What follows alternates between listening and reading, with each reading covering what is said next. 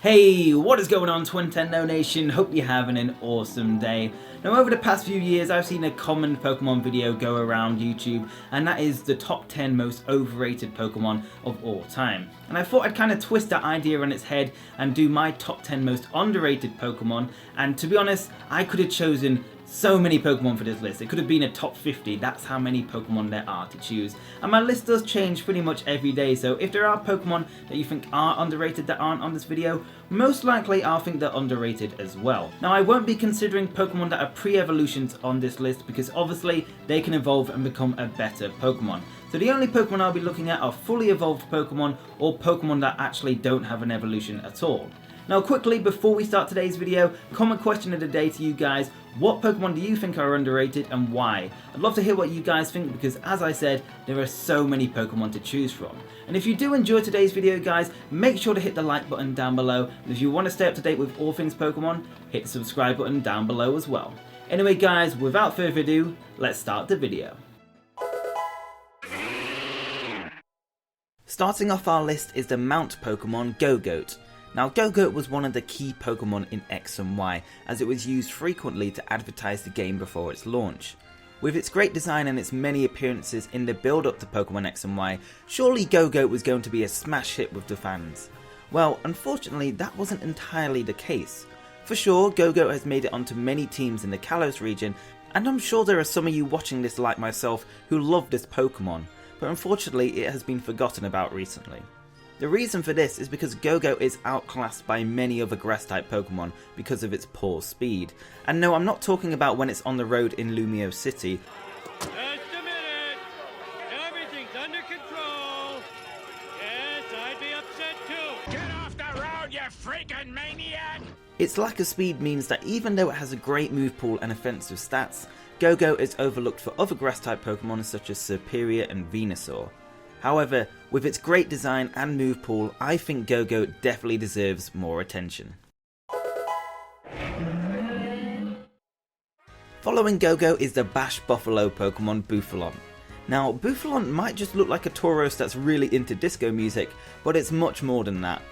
Bouffalant has a pretty solid design, and although not everybody is fond of it, it's not as bad as what people think. However, like Gogoat, Bouffalant suffers the same problems and lacks the speed to be useful in competitive battling. This is a real shame as Bouffalant has some very strong attack stats, decent stab moves, and a great ability in Sap Sipper, which makes it immune to grass type moves and ups its attack if hit by one. So if you can work around Bouffalant's speed, then you could have a very stylish sweeper on your hands. Evolutions have always been very popular Pokemon among the fans, as many of them are considered to be our favourite Pokemon. However, out of all the evolutions, there is one in particular that I don't see mentioned as frequently as the others. This is the verdant Pokemon Leafeon. For a long time, fans were asking for a grass-type evolution, as the other two primary types, Fire and Water, had evolutions in the form of Flareon and Vaporeon in Generation 1. So 3 generations later in Diamond and Pearl, we were introduced to both Leafeon and Glaceon, which I personally love both of. I think their designs are great and their evolution methods are pretty unique as they only evolve when leveled up near a certain rock. However, for whatever reason, these two evolutions aren't as popular as the rest. It's not like evolutions are going out of fashion, as Sylveon was well received by the fans. Now, I do realise I'm talking about Leafeon and Glaceon in a kind of pairing, and I easily could have put Glaceon on this list instead of Leafeon, but I feel like I've seen it have a bit more support over the years than Leafeon, and for that reason, I think Leafeon is a very underrated Pokemon. Our next underrated Pokemon comes from one of my favourite games, Pokemon Ruby and Sapphire. Now, the Pokemon in question is the rogue Pokemon Crawdaunt. Now, I'm definitely guilty of underestimating this Pokemon, as I've never realised its full potential till recently.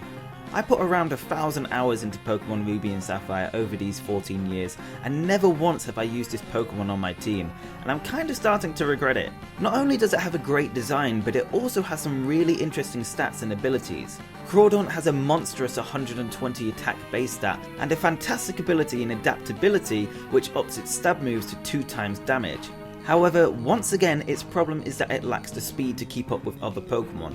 But like Gogoat and Bouffalant, if you can work out a way to get around its poor speed, then you'll have a superb Pokemon on your team. For our next Pokemon, we're going to continue on the theme of Generation 3, as we'll be looking at the coal Pokemon Torkoal.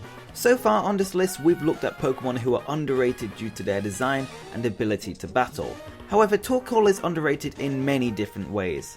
Whilst the same can be said about its design and battling capabilities, Torkoal was also very underrated in the Pokemon anime and in the games, as it didn't receive an evolution or mega evolution, which honestly, it definitely needed. Now the reason it's underrated in the anime is because Ash catches one of these in the Advanced series, and out of all the Pokemon Ash caught in the Hoenn region, it's the only one that is unable to evolve. So you'd think Torkoal would be a powerhouse on his team, and for the most part it is. However, it isn't given too many opportunities to shine, as Ash chooses his other Pokemon over it, like Pikachu and Sceptile. Now one redeeming thing about Torkoal in the anime is that Ash actually brought it back for the Diamond and Pearl series so he could use Torkoal in the league. Now to me that was kind of making up for lost time, because I have been watching the Advanced series of late and Torkoal definitely doesn't show up as much as I thought it did. And as for a Pokemon that doesn't evolve or Mega Evolve, Torkoal definitely isn't the strongest one out there. So in my opinion, Torkoal definitely deserved an evolution or Mega Evolution, and sadly it never got that, and for that reason I believe it's a very underrated Pokemon. Now I think it's fair to say that Generation 5 had a lot of questionable designs, and that's me phrasing it nicely. And whilst I didn't like the majority of the new Pokemon in Generation 5, I've come to appreciate them much more of late. And one of these Pokemon in particular is the martial arts Pokemon Mienshao. Now I'll be honest, I've completely overlooked Mienshao for years as I wasn't a fan of its design. However, nowadays I don't think it's that bad. It evolves from its pre-evolution Mienfoo at level 50, so with all that hard work you expect it to be a good Pokemon, and it definitely is. And in terms of Mienshao's competitive battling capabilities, this Pokemon is certainly no pushover. Mienshao possesses a crazy 125 attack base stat and very good speed, which is unlike Gogoat and Bufalon. So why is this Pokemon underrated? Well, with a lot of people disliking Generation 5's Pokedex, I feel like Mienshao was definitely overlooked. So next time you're looking to add a fighting type Pokemon to your team, definitely consider Mienshao. You might be surprised at how good this Pokemon is. Following up Mienshao is another Generation 5 Pokemon, and this is the Valiant Pokemon Bravery. Like Mienshao, Bravery evolves from its pre-evolution at a very high level, so you'd think it would be a good Pokemon, and yet again, it is, but for some reason, again, it's an overlooked Pokemon. Bravery has well-rounded stats and some great abilities in Defiant and Sheer Force. However, I've hardly seen it being used, even when Generation 5 was the most recent generation. It might be because it was a game exclusive Pokemon, as it only appeared in Pokemon White, but nevertheless, it should have had more popularity. Since Bravery is a normal and flying type Pokemon, I can't help but wonder if Staraptor, which is another normal and flying type Pokemon, which is definitely more accessible than Bravery, overshadows this Pokemon. And by the time X and Y came out, Bravery was definitely overshadowed by another bird Pokemon, which was the superb Talonflame. Nevertheless, Bravery is a good Pokemon that definitely deserves a bit more attention. Taking the number 3 spot is the mushroom Pokemon Breloom. Now for me, Breloom is a very overlooked Pokemon, as it has a superb design and for a long time was the only Pokemon to be a grass and fighting type, which was eventually taken by Virizion and Chestnut. Now Breloom's stats aren't the best, but its attack is through the roof with a whopping 130 attack base stat, as well as 3 great abilities in Effect Spore, Poison Heal and Technician. So Breloom is definitely a versatile and usable Pokemon for competitive battling, and for a while it was in some of the top tiers, even though its typing does leave it open to being destroyed by flying types. So we know Breloom is a good competitive Pokemon, however I think its most underrated aspect is actually Breloom's design. I personally love it and I know a few people who really like it as well, but I definitely feel like it's not talked about enough. Also, like Torkoal, this Pokemon really should have received a Mega Evolution in Pokemon Omega Ruby and Alpha Sapphire. So this next Pokemon is probably the most powerful on this list and probably the most debatable as to whether it belongs on this video. But nevertheless, the next underrated Pokemon is the brutal Pokemon Hydreigon. So first of all, let's get this out the way. Hydreigon is a popular Pokemon, there's no denying that. And why shouldn't it be? It's got one of the best designs in Generation 5, even though that isn't that difficult, but joking aside, it looks great. In terms of competitive battling, Hydreigon is pretty good as well, as it has a base stat total of 600, which qualifies it as a pseudo-legendary Pokemon. So why is it on this list, you ask? Well, during the Black and White metagame, this Pokemon was a monster that had very little counters due to its Dark and Dragon typing.